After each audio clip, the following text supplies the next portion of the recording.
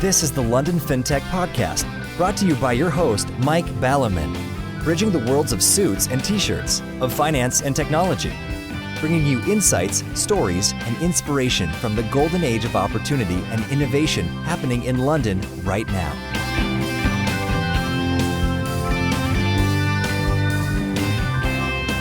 Hi, this is Mike Ballerman. This is the London Fintech Podcast, episode 218, brought to you in association with Smart and enlistedboard.com. And I'm delighted to be joined today by Harj Gill, Group General Counsel at the Liv Group, LIIV, who are particularly active in the SaaS field with investments in the creative arts, advertising and media industries. However, we will hear more about them later. For the moment, we are focusing much more on yet another fresh topic that we haven't covered so far. What is the role of what is sometimes called a CLO, a Chief Legal Officer, or a General Counsel in a tech firm in general, looking at tech as a superset of Fintech? Back in the day, well, quite a few days ago, most all companies used external lawyers almost entirely. At a certain point, the concept of an in-house lawyer appeared. Since then, the number of laws has only mushroomed and the whole world of regulation has exploded massively. So, to cut a long story short, and at risk of being corrected by Harj, I imagine that there is an ever-expanding need to square the circle, where the circle is the organic desires of the business's creativity to do things, and the square is the zillion and one rules that must be obeyed at all times, or if you like, Lilliputians and their zillion threads tying Gulliver down. It is perhaps this need to square this circle more than anything else which has driven the evolution of the in-house lawyer into not just somebody who deals with the out-house lawyers, but becoming a CLO/General Counsel so as to get the optimal outcome, needing to have both a deep understanding of specific businesses with its idiosyncrasies and desires, as well as how the law, regulatory thing kind of works. So, in this episode, we shall dive into the world of a CLO and we'll leave you all with some feel for what type of company, at what stage, should start considering creating yet another box on the organogram, yet another chair around the C-suite table. Many of you companies will not, many of you should, and those in the middle might want to think about it. But first, let's find out what the it is. Plenty to talk about, so let's get on with the show. Good morning, Harj. Thank you for joining me on the show today. Hi, Mike. Pleasure to be here. Yes, although your pleasure is probably somewhat muted by when we got on this call, me ranting without hesitation, repetition of deviation for about sort of 45 minutes on the woes of the tech world, and in particular my woes of the tech world. As we record this, I'm about to go off on holiday for quite a little while, and I'm busy finalising roughly everything and doing podcasts right at the end. And people with computers will know this thing called updating and improving. And yesterday, my computer that I've used for the last 5 years updated and improved itself, and improved itself into a brick. So it does absolutely nothing whatsoever. I've got about 2 dead tablets. They don't work either. Couldn't find my old computer. I couldn't find the power supply. I've got a laptop which runs Windows XP, but then that won't connect to the internet because the internet doesn't like old people or old laptops or something like that. So yes, I'm absolutely stuffed. But anyway, you've heard that once before, actually, so you don't want to hear it all again. This is all coming as a surprise to me, Mike. I had no idea you're having these challenges this morning. You see, there we go. That's the slipperiness of a lawyer already. I can hear the sort of the fees running up per minute. But no, tech is absolutely dreadful. Absolutely dreadful. And, I could go to Curry's today and buy another PC for 600 quid and some bloody update for Windows next week could absolutely brick it again. So yes, anyway, I don't believe in technology. I'm going to give up. I'm going to live on a desert island. I'm never going to come back from holiday. Anyway, that's my rant. That's my rant. Great start to a Friday morning for you, Mike. Yes, exactly, and a great start to a tech podcast for all techophiles. But anyway, on more interesting matters, you were telling me that you were a Formula One person. I used to be a Formula One person until it sort of got a bit boring, actually, although back in the day, it was a bit too exciting, and cars and people caught fire in races and died and stuff like that. So I moved on to MotoGP.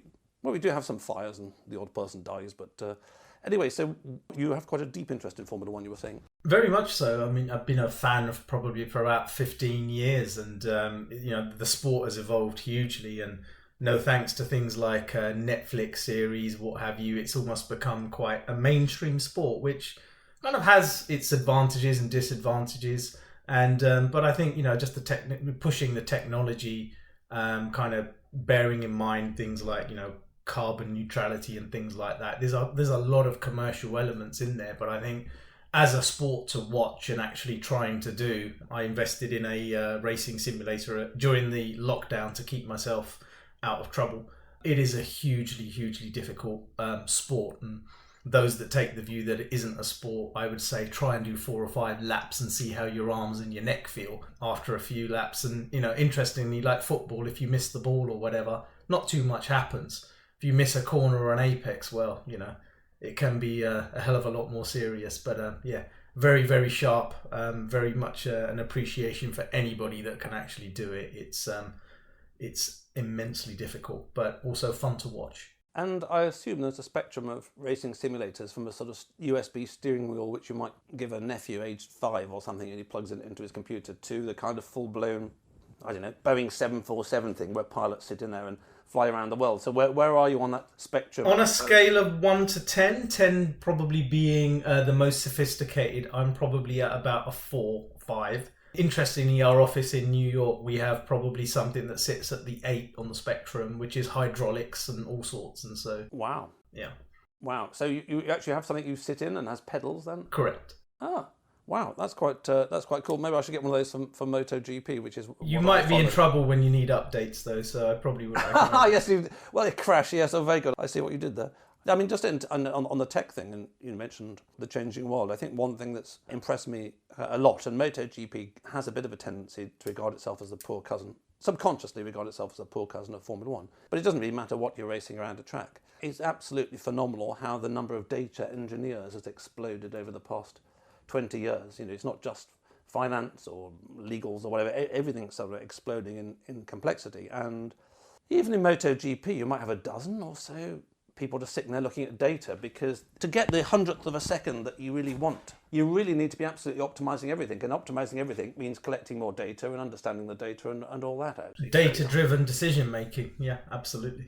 Yeah. Right. Okay. And actually, thinking about business and entrepreneurs, I did recently meet an entrepreneur, not in the fintech sector, who had a good realization and went off to learn for quite some time, how to drive a Formula One car at Monza, which was a real thing. And of course, as you know, there's a real challenge, which is that they're absolutely undrivable unless the tyres are nice and warm and sticky.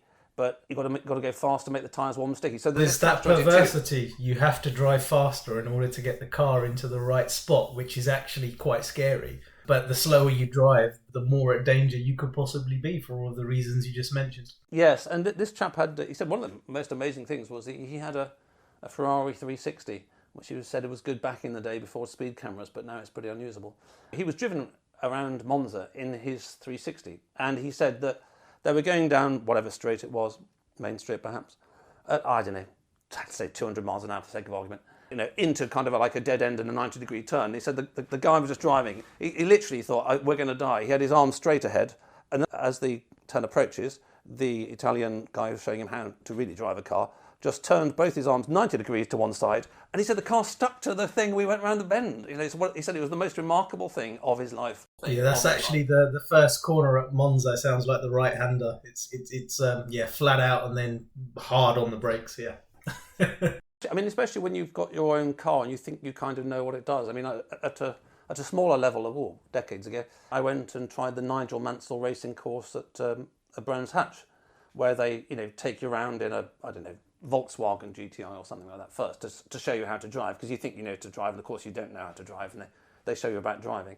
And then after they've done that little bit, they put you in a little sort of monocoque, and they send you off, and your bum's about 2 inches off the ground, and wow, it was pretty amazing experience actually. I really recommend that kind of thing to anybody who hasn't tried it, who has an interest. Anyway, so moving on from the relatively dull world of Formula One racing, Monza and Ferraris, to the far more exciting world of being a lawyer. So how has your career journey brought you here today, Harj? It's been an interesting journey. I would say that very early on, I knew that I wanted to be a corporate transactional lawyer, and I trained at a very good technology, media and telecoms focused firm in London, and I joined a West Coast US firm on qualification as a corporate associate, and focused very much on corporate transactions, so venture capital, mergers and acquisitions, and listing exclusively for technology businesses. And that was a great experience. And then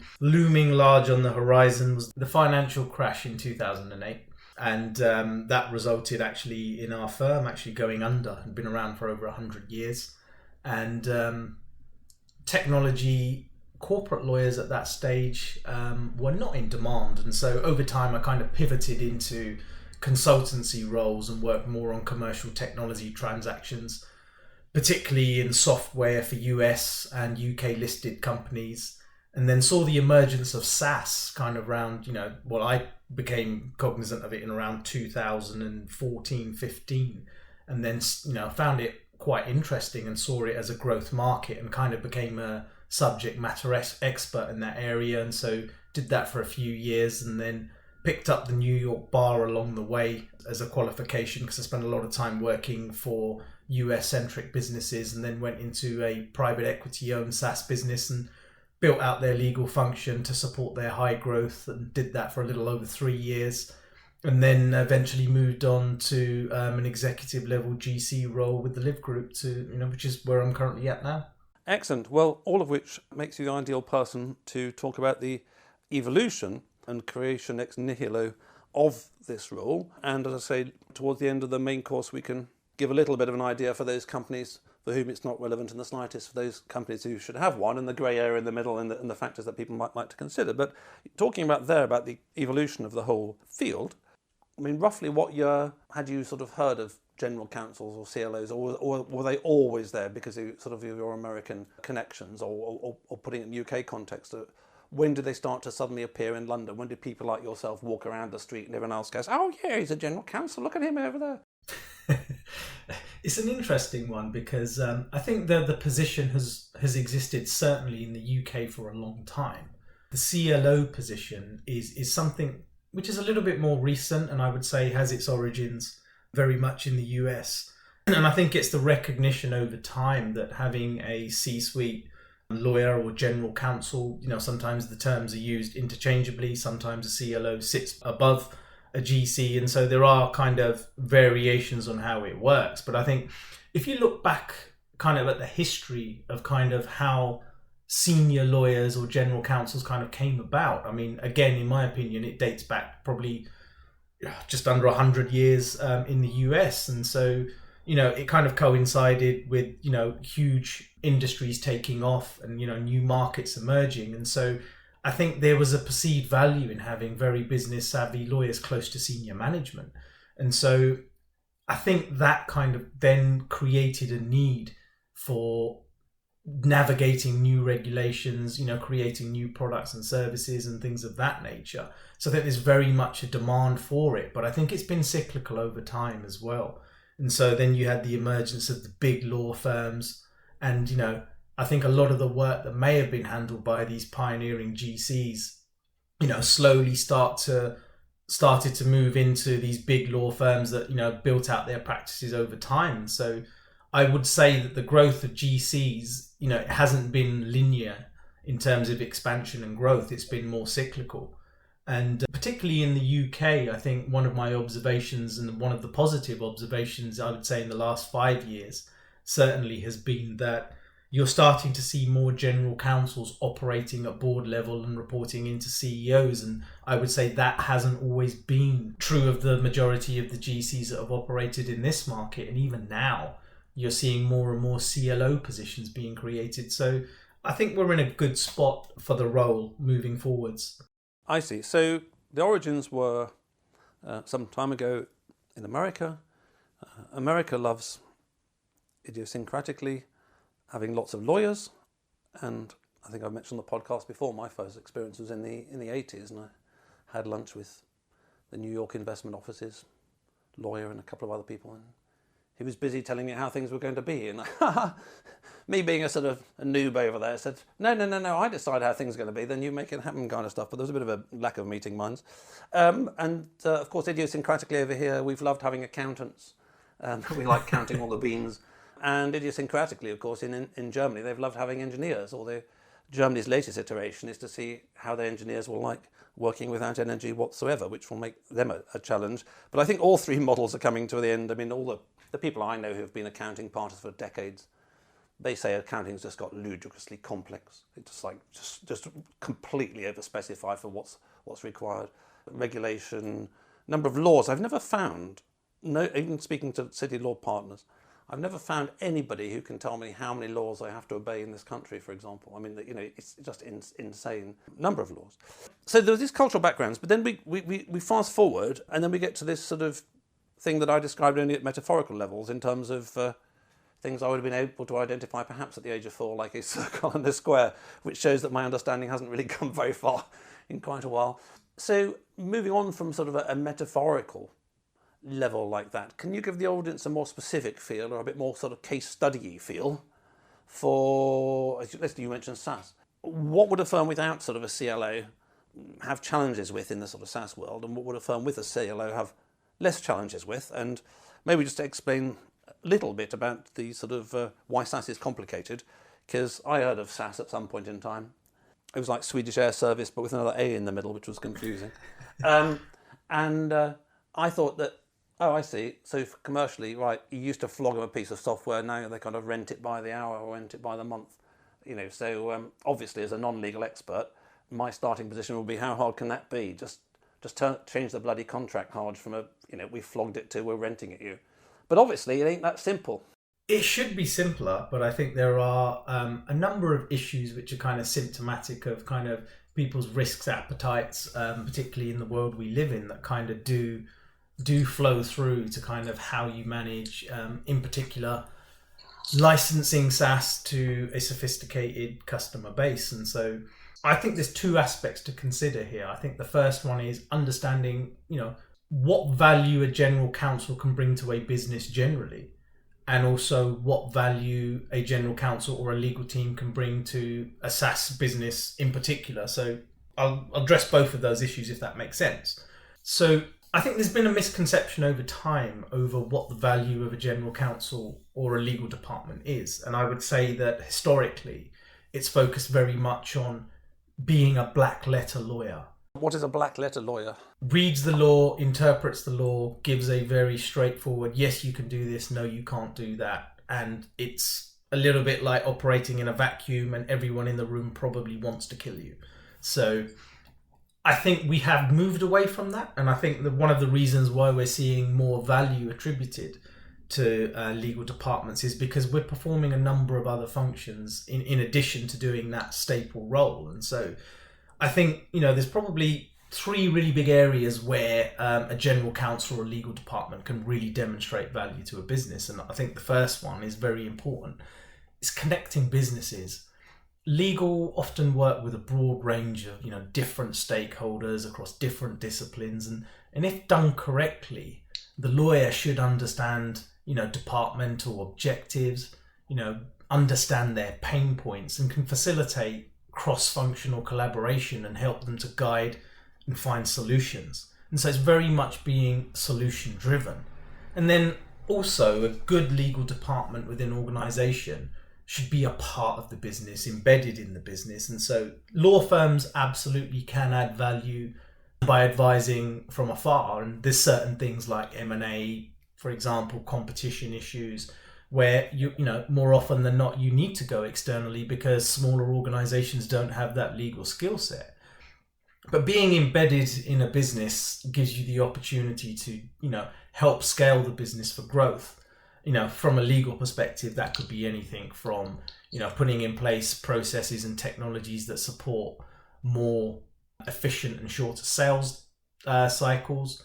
It gives you the opportunity, to what you mentioned earlier, taking very much a data-driven approach to diagnosing, repetitive issues, and, in as much as you can, automating as much low-level repetitive tasks as you can so you can focus on more strategic things, and also enabling the business to self-serve.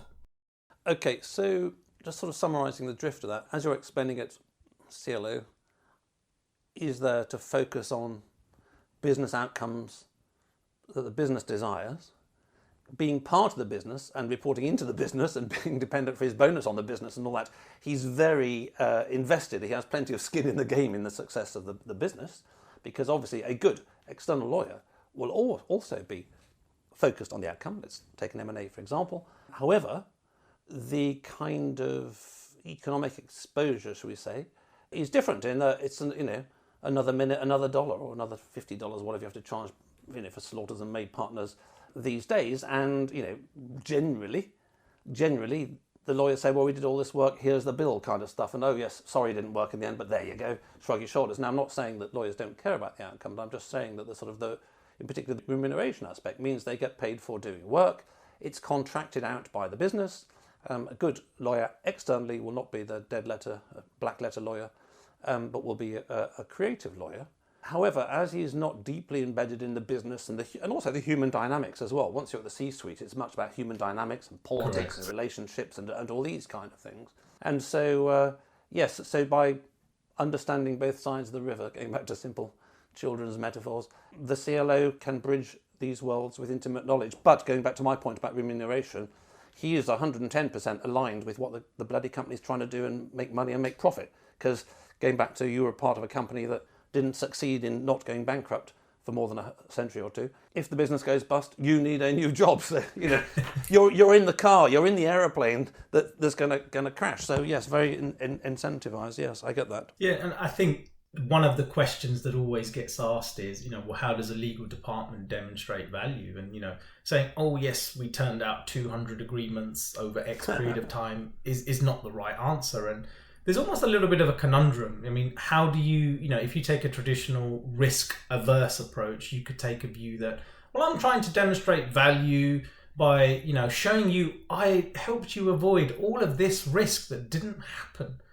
You're trying to prove almost a negative there. And so nobody really wants to hear those conversations, because the simple answer a CFO may give you in that scenario is, well, that's what we pay you to do.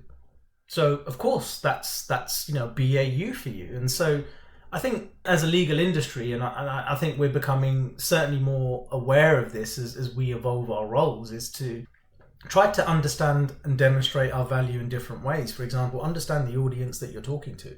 Demonstrating value to a CFO is going to be different to demonstrating value to a CTO, for example. And so that's where we need to upskill and, don't just take a quantitative approach of how many agreements did you sign, or, oh, I avoided this risk for you. So I think you have to, this is where the role has evolved from black letter to bringing in things like technology, process efficiency, and really building those relationships. The value and success of a good CLO or a GC or even a legal department is in the quality of the relationships that you form with the business.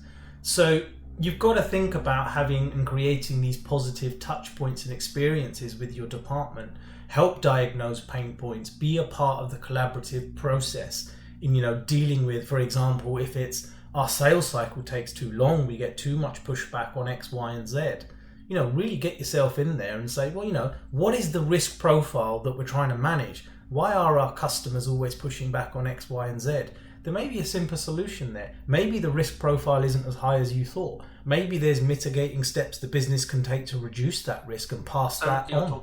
So really you're talking about creative business process re-engineering, not just sort of, oh, there's a bunch of laws out there, we'll all go to the nick if we break too many of them. It's that, as you say, that it's important on the sales cycle. And when I mentioned the words remuneration and politics, I was slightly sticking a cattle prod through the bars, as I mentioned on the podcast before. There was a conversation that still sticks vividly in my mind, even though it's now about 25 years ago, with Sir David Clementi as he became Deputy Governor of the Bank of England, Chairman of the BBC, all this kind of stuff, where I was having the usual annual conversation with the then CEO about bonuses, and he said his stuff, and I said, okay, David, so if I can summarise that, if Climeworks does well, that's because the businesses did well. Yeah. Because they made all the money. But if it does badly, that's because we did badly, because it's our job to stop it going wrong. And he said, yeah. I said, okay. So which of those two scenarios do I and the department ever get a decent bonus? Because either it's someone else's credit that it's gone right, or it's my fault.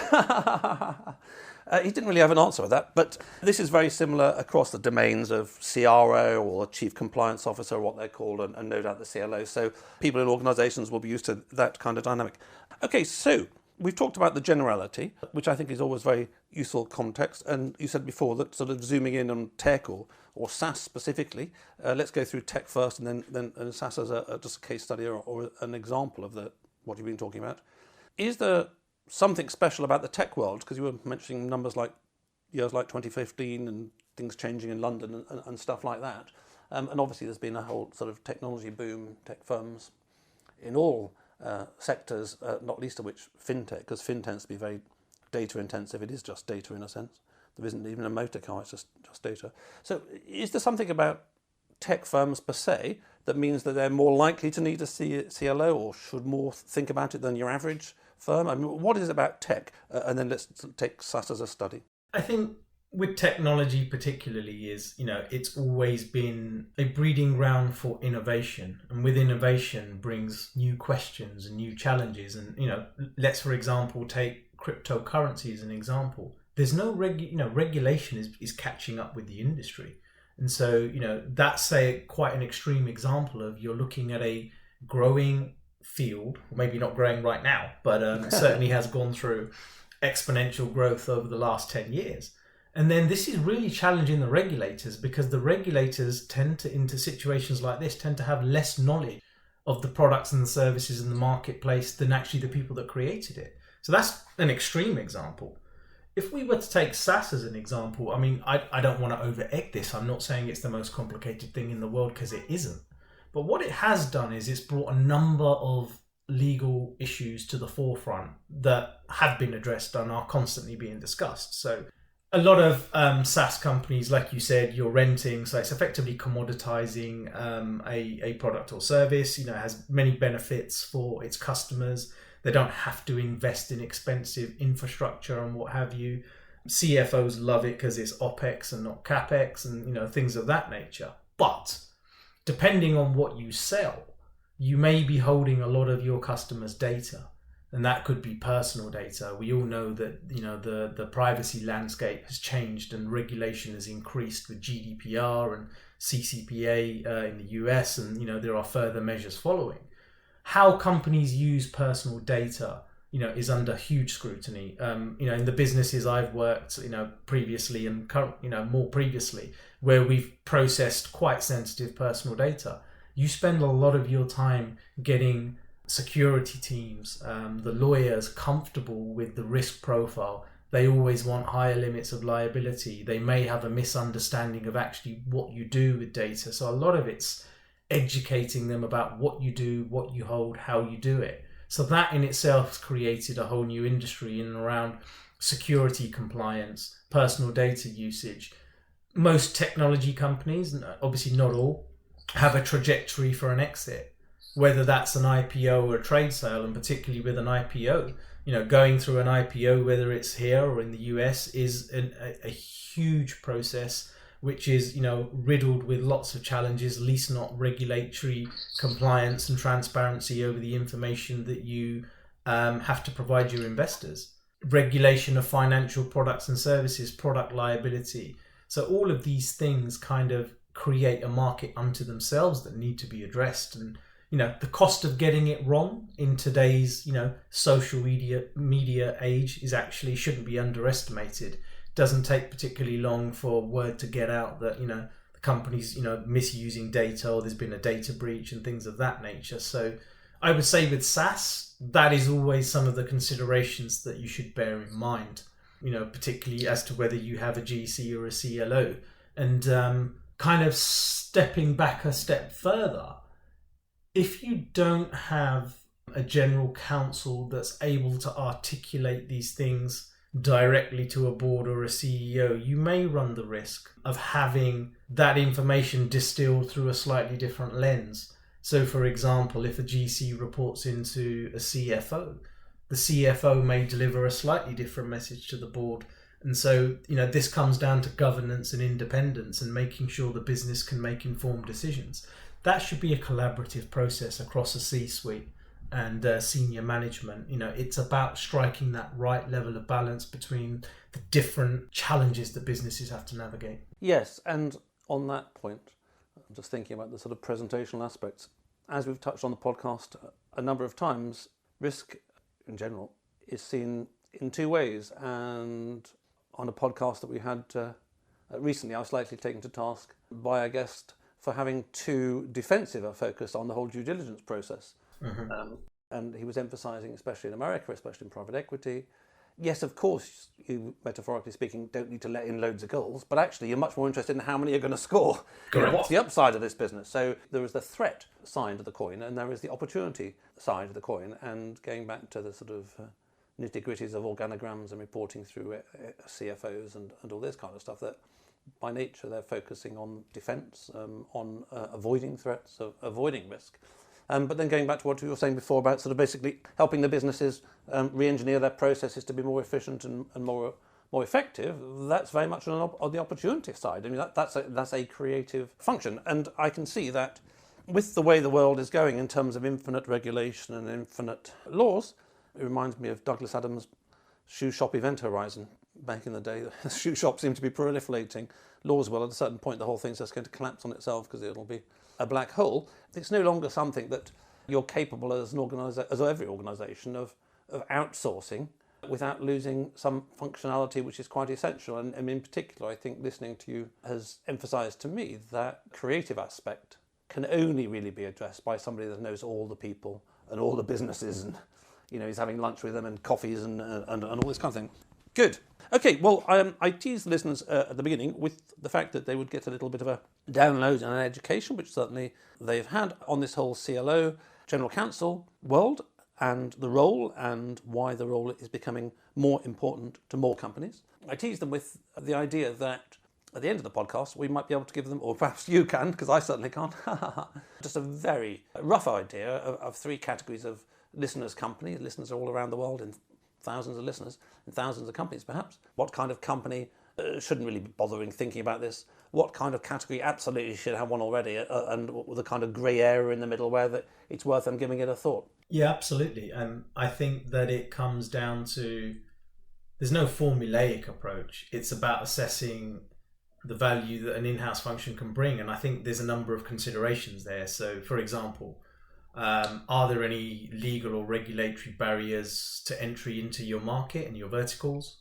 How mature is your business? Because if you're a startup, the reality is, having been around a lot of startups, hiring a legal function is not the first thing on the list. And I understand that. And then, as the business begins to mature, what's the cost of non-legal compliance? What's at risk? And sometimes it's hard to quantify that without having some legal advice along the way. The other thing to consider is that, how can a legal in-house resource reduce your external spend and also create those types of efficiencies in processes, procedures that we've discussed? And then I think the other consideration is, and it tends to be one in the more mature businesses, is how important is good governance in your organization, and what does good governance look like? So I'd say those are some kind of rudimentary factors to probably consider at an early stage. Excellent. And I think the other point, from a sort of yin soft perspective rather than a yang hard black and whitey perspective, is that the evolution of what the word lawyer means in a business context.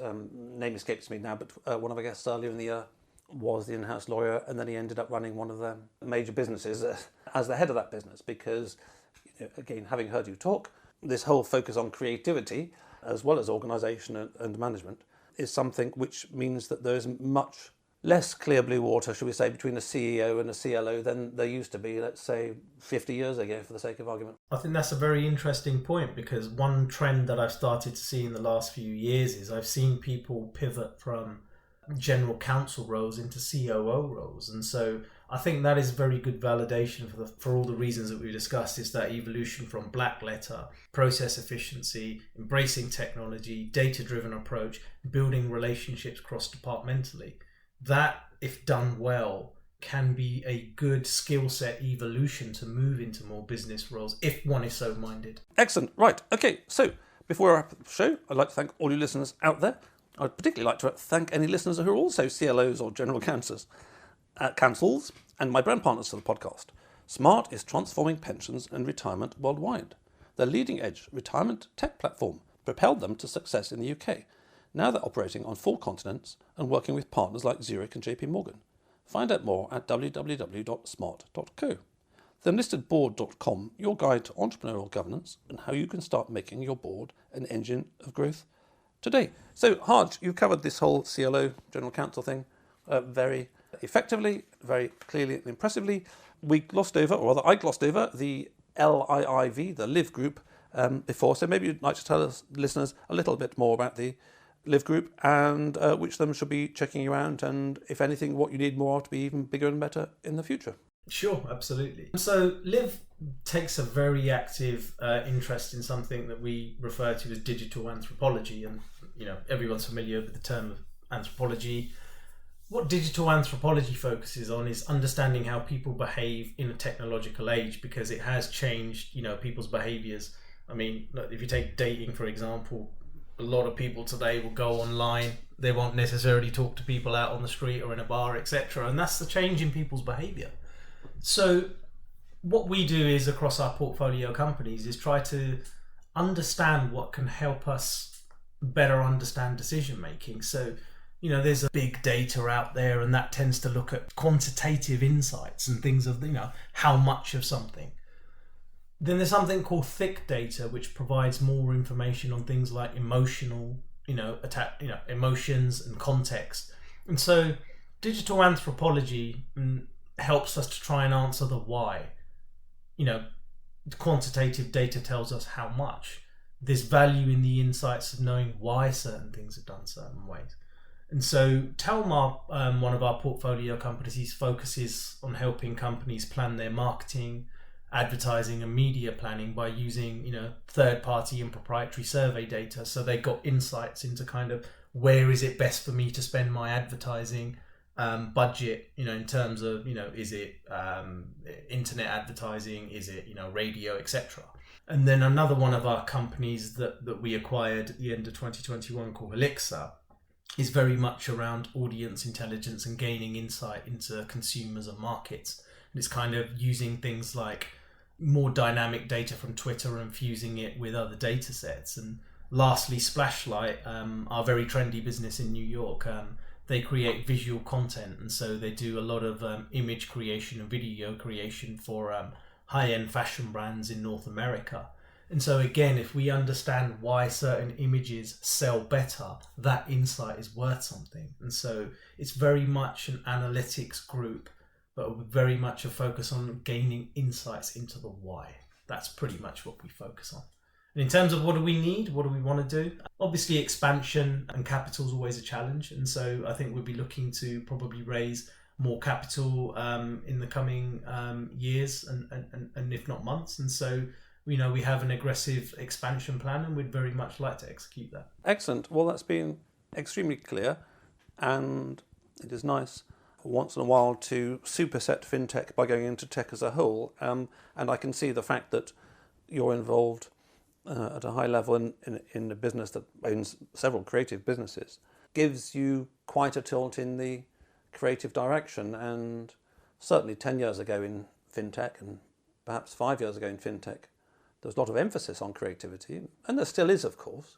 But now, if I'm massively to generalise about London or even the whole world, there is much more of a just let's build bigger BMW factories and let's build them in different countries, and it's more there's that stage of the growth curve rather than the creativity. So it's interesting hearing this point, and I think the one that'll stick in my mind very much is your example of shortening sales cycles and all this kind of thing. And going back to when I did my startup in the late 90s, early noughties, I knew myself as the person who did the software and the person who did the consultancy and the person who also had to sort out the legally stuff, that the legally stuff can, at a minimum, be something which incredibly slows the whole thing down and can even stop it because people are worried about this or that, or So I think that the squaring the circle works out very well, and I shall definitely keep in my mind the idea of mentioning to the various founders I mentor off and on that some of them should be actually thinking about having a CLO at the appropriate stage. So thank you very much for that, Harj, and I wish you and the Live Group every success in the future.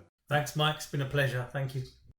Thanks for listening. If you're in need of a non-executive or advisory director with deep expertise, experience and contacts in the worlds of both traditional FS and Fintech, or unique insight into how to make your board an engine of growth today, contact me at mike@mikeballiman.com. If you just need one-off advice in these areas, via clarity.fm/mikeballiman. We could sit in a bend there all day, watching the firelight dance, watching the firelight dance. We could walk in the mountains before dawn, watching a happy moonrise, watching a happy moonrise.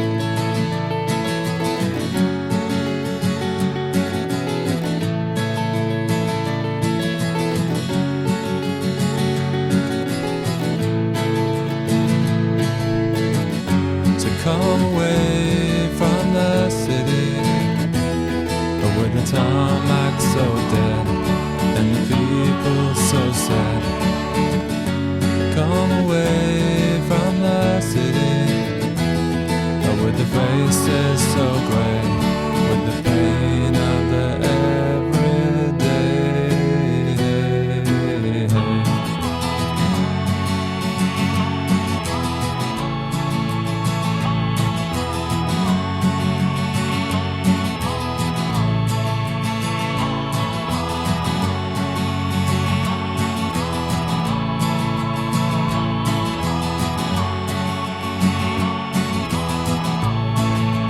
We are wild like the mountains and the trees. Can you see what I mean? Can you see what I mean? We fit in between the earth and the sky. Kiss the city goodbye, wave the city goodbye, wave the city goodbye, wave the city goodbye. Watch the firelight dance with me, watch the firelight dance with me, watch the firelight dance with me, watch the firelight dance with me, watch the firelight dance with me, watch the firelight dance with me, watch the firelight dance with me, watch the firelight dance.